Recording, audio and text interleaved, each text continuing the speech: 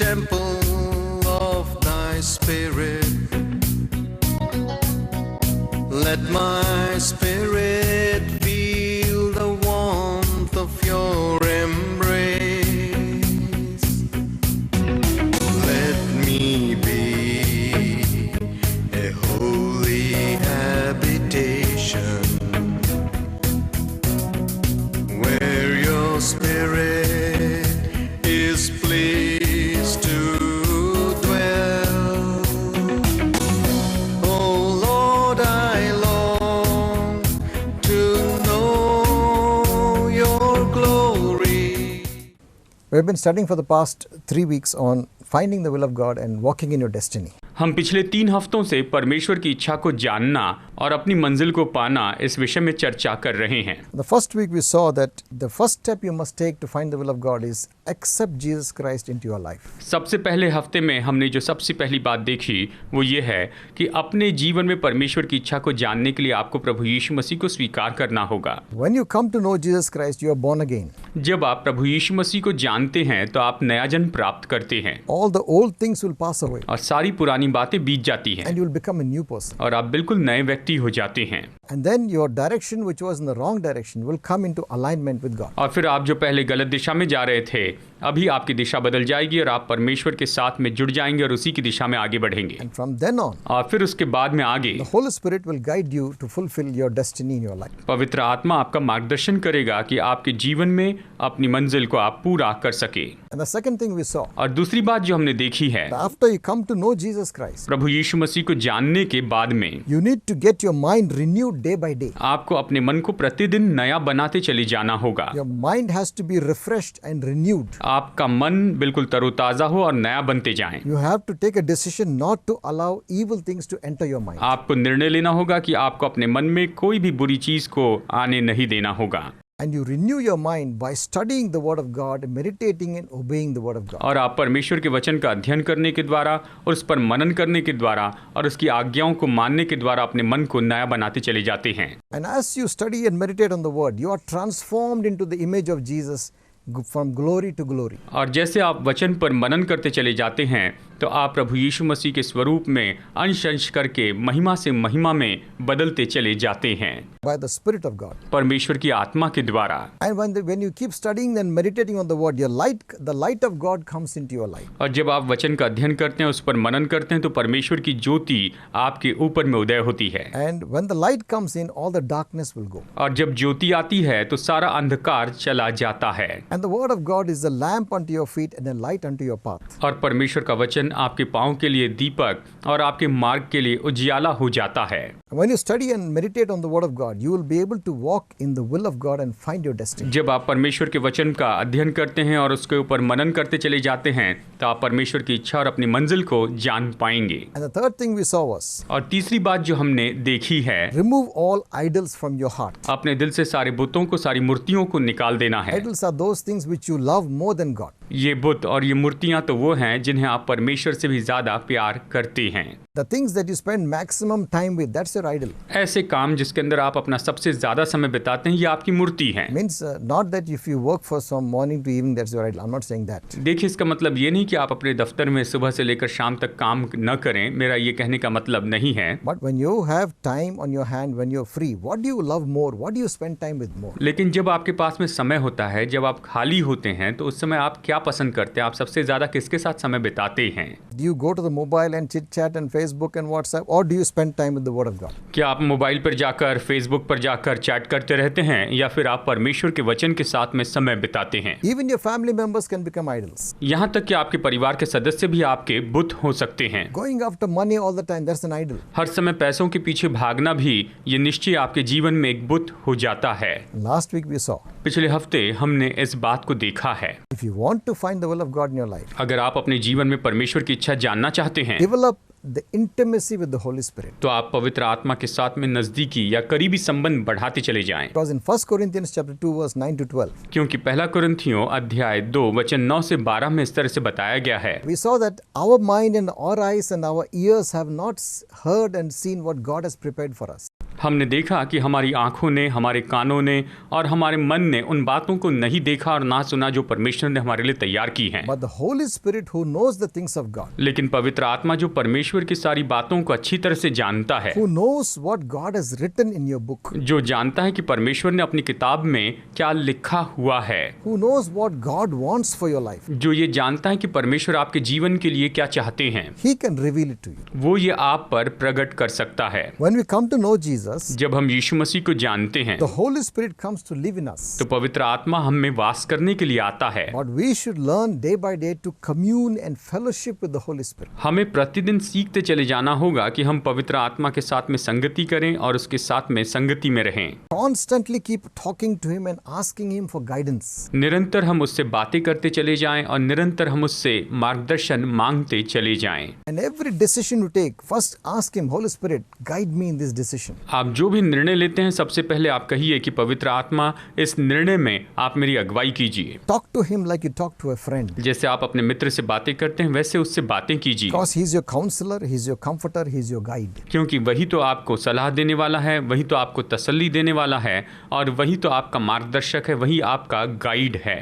Most of us, we just pray to God and pray in the name of Jesus, but we don't fellowship with the Holy Spirit. हम में से ज्यादातर लोग परमेश्वर से प्रार्थना करते हैं, प्रभु यीशु के नाम में प्रार्थना करते हैं, लेकिन पवित्र आत्मा के साथ में हम संगति नहीं रखते। So be careful that you don't ignore the Holy Spirit in your daily life. और इसीलिए आप सावधान रहिए कि आप अपने प्रतिदिन के जीवन में पवित्र आत्मा को अनदेखा न करें। Talk to Him. आप उससे बातें कीजिए, Discuss your problems with Him. अपनी समस्या आप उससे बताइए, Ask Him for understanding. आप उससे समझ मांगिए। In your decisions, ask Him to help you make the right decision. अपने निर्णय में आप उससे मदद मांगिए कि सही निर्णय लेने में वो आपकी मदद करते जाएं। When we ask Him, He will surely guide you. जब हम उससे मदद मांगेंगे तो निश्चय वो अगुवाई करेगा। Now we'll come to the last important point that we need to know how to find your will and walk in it. अब हम चौथे और सबसे महत्वपूर्ण भाग को यहाँ पर देखने वाले हैं कि कैसे हम परमेश्वर की इच्छा को जाने और हम उसमें कैसे चलते जाएं। This is praying in tongues a lot in your life. और वो है कि अपने जीवन में अन्य भाषा में सबसे ज्यादा प्रार्थना करते चले जाना। Unknown languages, spiritual languages is what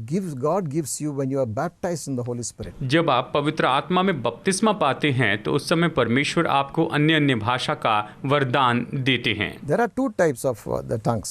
देखिए, दो तरह की अन्य भाषाएं होती हैं। One is a gift of the tongue which is given to some people. It's a prophetic gift. देखिए, परमेश्वर ने कई लोगों को अन्य भाषा का वरदान दिया, ये तो भविष्यवाणी का वरदान है। God is speaking a message through you to the church. परमेश्वर आपके द्वारा कलीसिया को संदेश देते हैं। And what God speaks to the church should be interpreted so that everyone can understand it. और परमेश्वर ने जो कुछ भी संदेश कलीसिया को दिया है उसका अर्थ बताना जरूरी है ताकि सब लोग उसे समझ सके। And that message is a prophetic message. और ये जो संदेश है ये तो भविष्यवाणी का संदेश है। It's called a gift of tongues. और इसे अन्य भाषा का वरदान कहा गया है। And if you have the gift of tongues, you must ask God for a gift of interpretation also. अगर आपके पास में अन्य भाषा का वरदान है तो निश्चय आपको परमेश्वर से अन्य भाषा का अर्थ बताने का वरदान भी मांगना चाहिए। Sometimes somebody else may have the gift of interpretation. कई बार किसी और में शायद अन्य भाषा का अर्थ बताने का वरदान हो सकता है। But this gift of tongues is God speaking through you to the church. लेकिन ये अन्य भाषा का वरदान ऐसा है जहाँ पर परमेश्वर आपके द्वारा कलीसिया से बात करता है। There is another tongues which is called praying in tongues. और एक और अन्य भाषा है जिसे हम कह सकते हैं कि अन्य भाषा में प्रार्थना करना। You are talking not to men, but you are talking to God. आप मनुष्य से नहीं लेकिन आप परमेश्वर से बातें करते हैं। In 1 Corinthians chapter 14 and verse 2. पहला कुरिन्थियों अध्याय 14 और वचन 2 में हम देख सकते हैं। For he that speaketh in an unknown tongue speaks not unto men, but unto God. For no man understands him. Howbeit in the spirit he speaks mysteries. क्योंकि जो अन्य भाषा में बातें करता है वो मनुष्यों से नहीं परंतु परमेश्वर से बातें करता है, इसलिए कि उसकी बातें कोई नहीं समझता क्योंकि वो भेद की बातें आत्मा में होकर बोलता है। इस तरह से ये वचन हमें बताता है। When you pray in an unknown tongue, जब आप अन्य भाषा में प्रार्थना करते हैं, not praying to men, you're not talking to men. आप मनुष्य से बातें नहीं करते हैं, Your spirit is talking to God. तो आपकी आत्मा परमेश्वर से बातें करती है। Bible says God is spirit. Bible कहती है कि परमेश्वर आत्मा है। The Holy Spirit and your spirit are now praying to God the Spirit.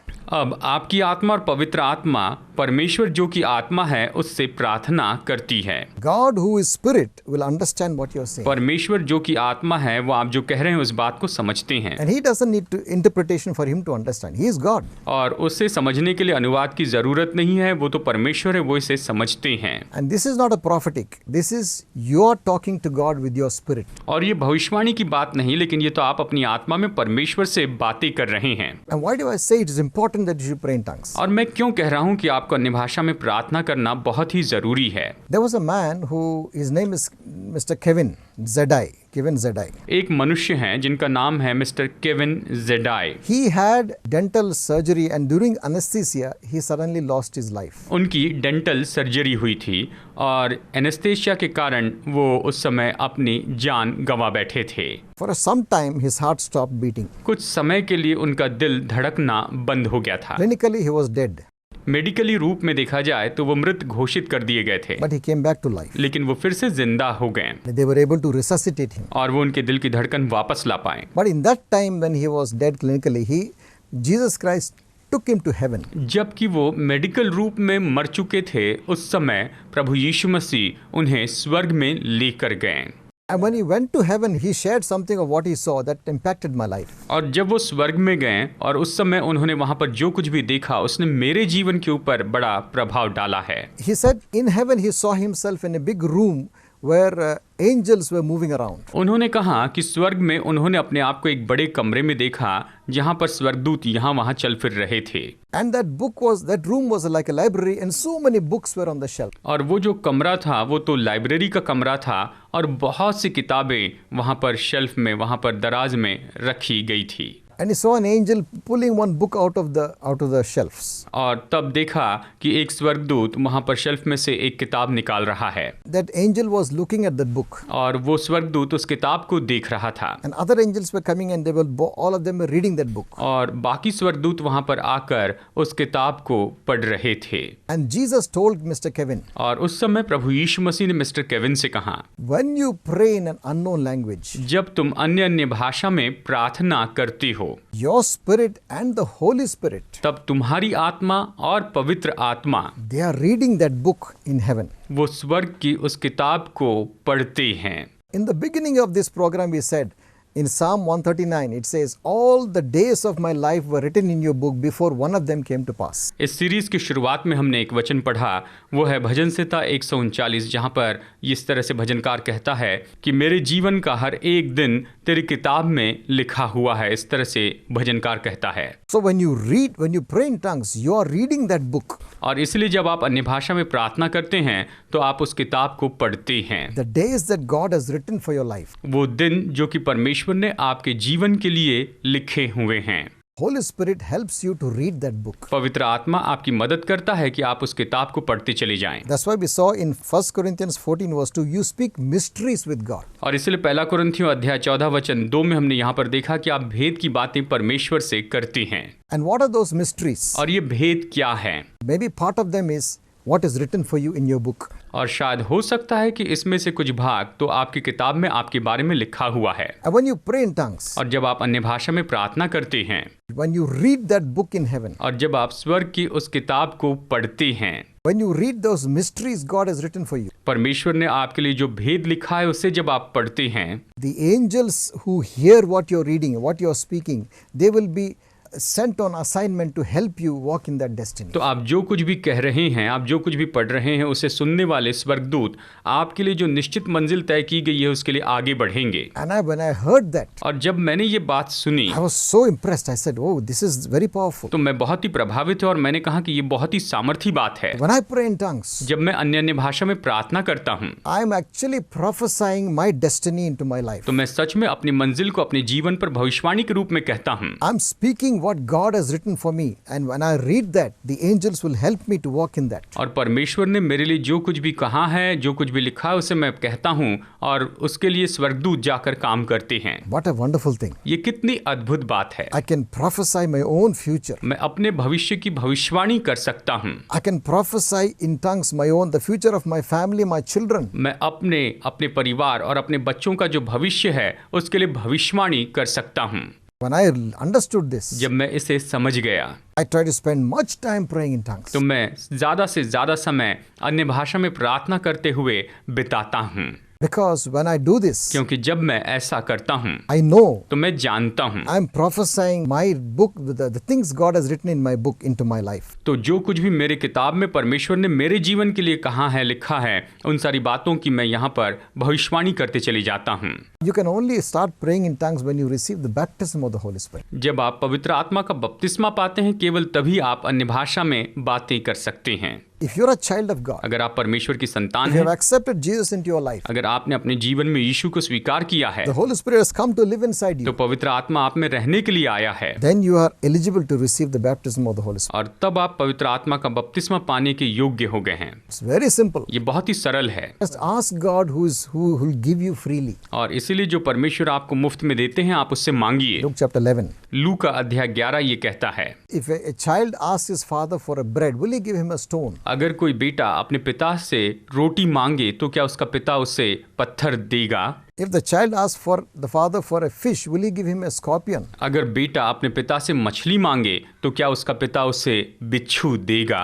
If he asks for an egg, will he give him a snake? अगर कोई बच्चा अपने पिता से अंडा मांगे तो क्या उसका पिता उसे सांप देगा? If you being evil know how to give good things to your children, how much more your heavenly Father will give the Holy Spirit to them that ask him. तो तुम बुरे होकर अपने बच्चों को अच्छी चीजें देना जानते हो, तो तुम्हारा स्वर्गीय पिता जो कि भला है, वो अपने मांगने वालों को पवित्र आत्मा क्यों न देगा? इस तरह से ये वचन कहता है। So when I came to know that, जब मैं इस बात को जानने लगा, 2 years after I came to know Jesus Christ, यीशु मसीह को जानने के 2 साल के बाद, I asked God the Father, मैंने पिता परमेश्वर से मांगा। Lord, if this is for me, give it to me. I want this. मैंने कहा कि परमेश्वर, अगर ये मेरे लिए है तो आप मुझे ये दीजिए, मैं ये चाहता हूँ। I forgive all people who have hurt me. जिन लोगों ने मुझे चोट पहुंचाई, मैं उन सबको क्षमा करता हूँ। Forgive all my sins. मेरे सारे पापों को क्षमा कीजिए, And now fill me with your Holy Spirit. और अब मुझे अपनी पवित्र आत्मा से भर दीजिए। Baptize me with your Spirit, Lord. और प्रभु जी, मुझे अपनी आत्मा से बपतिस्मा दीजिए। When I asked him, और जब मैंने उससे मांगा, I believed मैंने विश्वास किया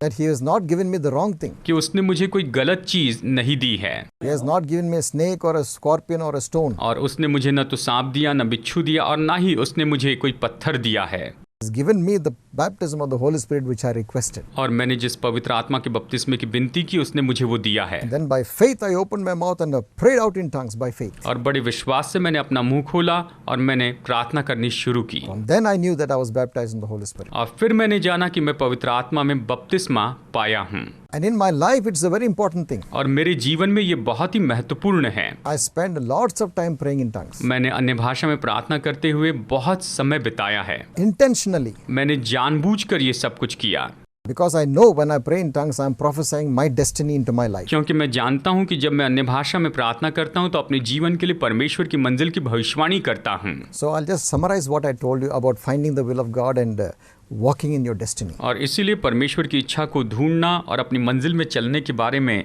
जो कुछ भी मैंने आपको बताया, उसका सारांश मैं आपको भी बताता हूँ। Number 1. Number 1, You have to come to know Jesus Christ as your Lord and Savior. आपको प्रभु यीशु मसीह को अपने उद्धारकर्ता और अपने प्रभु के रूप में जानना ही होगा। You have to commit your life to Jesus Christ and be born again. आपको अपना जीवन प्रभु यीशु को समर्पित करके नया जन्म पाना होगा, Then only you will come into alignment with God. और तभी आप परमेश्वर के साथ में एक साथ जुड़ पाएंगे। Number 2. Number 2, You have to renew your mind daily with the Word of God. Saturate yourself with the Word of God. आपको प्रतिदिन अपने मन को परमेश्वर के वचन से नया बनाना होगा, खुद को परमेश्वर के वचन से भरना होगा। Not just a token 5 minutes, 10 minutes, but spend hours with the Bible. केवल 5 मिनट या 10 मिनट ऐसे नाम मात्र के लिए नहीं, लेकिन बाइबल के साथ आप कई घंटे बिताइए। When you have free time, don't waste it here and there. Just take the Word of God in your mobile or a book and Bible and read. जब भी आपके पास में खाली समय होता है तो आप उसे यहाँ वहाँ व्यर्थ मत कीजिए। आप अपनी मोबाइल में या फिर अपने बाइबल में आप देखिए, इसे पढ़ते चले जाइए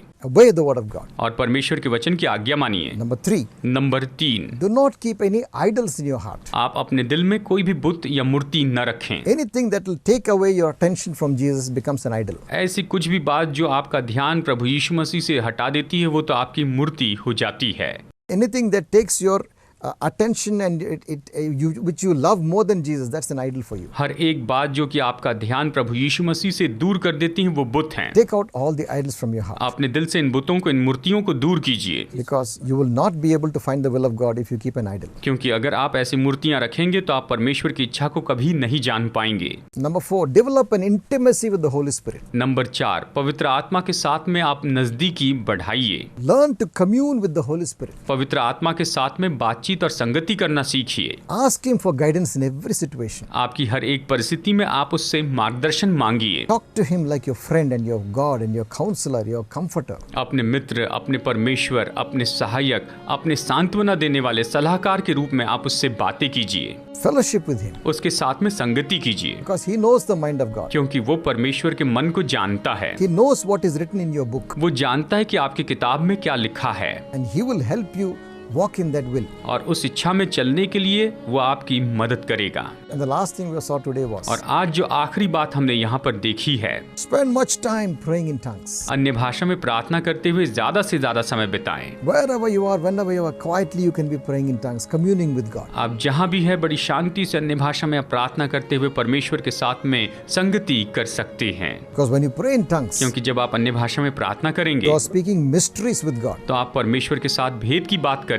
Those mysteries are things that are written for you in your life. ये तो ऐसी भेद की बातें हैं जो कि आपके जीवन के लिए आपकी किताब में लिखी हुई हैं। And when you read those things, you are actually prophesying them into your life. और जब आप इन्हें पढ़ते हैं तो आप सच में अपने जीवन में इसकी भविष्यवाणी करते हैं, And you will be able to walk and find and walk in your destiny. और आप अपनी मंजिल को जान पाएंगे और आप अपनी मंजिल में चल पाएंगे। I'll ask you to do one thing today. मैं आज आपसे बस एक काम करने के लिए कहता हूँ। If you have not yet aligned yourself with God, अगर आपने अपने आप को अब तक परमेश्वर के साथ में नहीं जोड़ा है, if you're not walking in your destiny, अगर आप अपनी मंजिल में नहीं चल रहे हैं, if your direction is in the wrong direction, not in the way that God has planned for you, परमेश्वर ने आपके लिए जो योजना रखी है, अगर आप उस मार्ग में नहीं चल रहे, गलत दिशा में जा रहे हैं, then turn तो फिर अभी मुड़ जाइए and turn to Jesus Christ. और यीशु मसीह की ओर आइए। Your direction will change. आपकी दिशा बदल जाएगी You will enter the God's will for your life. और आपके जीवन के लिए आप परमेश्वर की इच्छा में प्रवेश करेंगे। If you want to do that, अगर आप ऐसा करना चाहते हैं pray with me with all your heart. तो अपने पूरे दिल से मेरे साथ प्रार्थना कीजिए, Close your eyes. अपनी आंखें बंद कीजिए Pray with sincerity. और पूरी ईमानदारी से प्रार्थना कीजिए। Lord Jesus, Prabhu Yeshu Masih, I believe that you are the Son of God. मैं विश्वास करता हूँ आप परमेश्वर के पुत्र I हैं। believe that you loved me so much मैं विश्वास करता हूँ आप मुझसे बहुत प्यार करते that हैं you were willing to lay down your life for my sake. कि आपने मेरे लिए अपनी जान देने के लिए तैयारी दिखाई, आपने मेरे लिए अपनी जान दे दी। Thank you for shedding your blood for me. मेरे लिए अपना लहू बहाने के लिए धन्यवाद। Thank you for giving your life to save my soul. मेरी आत्मा का उद्धार करने के लिए आपने अपनी जान दे दी, इसलिए धन्यवाद। Lord, I confess all my sins to you. हे प्रभु जी, मैं आपके सामने अपने सारे पापों का अंगीकार करता हूँ। Forgive my sins. मेरे पापों को क्षमा कीजिए, Come into my heart. मेरे दिल में आइए, Save my soul. मेरी आत्मा का उद्धार कीजिए। I give my life to you. मैं अपना जीवन आपको सौंप देता हूँ। From now on, अब से आगे guide me. मेरा मार्गदर्शन कीजिए I will walk with you all my days. कि मैं अपने जीवन भर आपके साथ में चलते रहूं। In Jesus' name I pray. यीशु के नाम में प्रार्थना करता Lord, हूँ। I pray for those who are sick. प्रभु, मैं अभी बीमार लोगों के लिए इस समय प्रार्थना करता हूँ। I break every sickness in Jesus' name. यीशु के नाम में मैं हर एक बीमारी को इस समय तोड़ता हूँ। I command healing into your body. मैं इनके शरीर में चंगाई की आज्ञा देता हूँ। I rebuke that spirit of sickness. मैं बीमारी की इस आत्मा को अभी इसी समय डांटता हूँ। Every spirit of infirmity go in Jesus' name. कमजोरी की हर एक आत्मा भी इसी समय निकल जाए यीशु के नाम में। Break every curse upon you. हर एक श्राप जो इन पर है उसे मैं तोड़ता हूँ। Bless you in Jesus' name. मैं इन्हें आशीष देता हूँ यीशु के नाम में। In Jesus' name I pray. यीशु के नाम में प्रार्थना करता हूँ। Amen. आमीन। God bless you. प्रभु आपको आशीष दे। I'll see you again next week. अगले हफ्ते फिर मुलाकात होगी।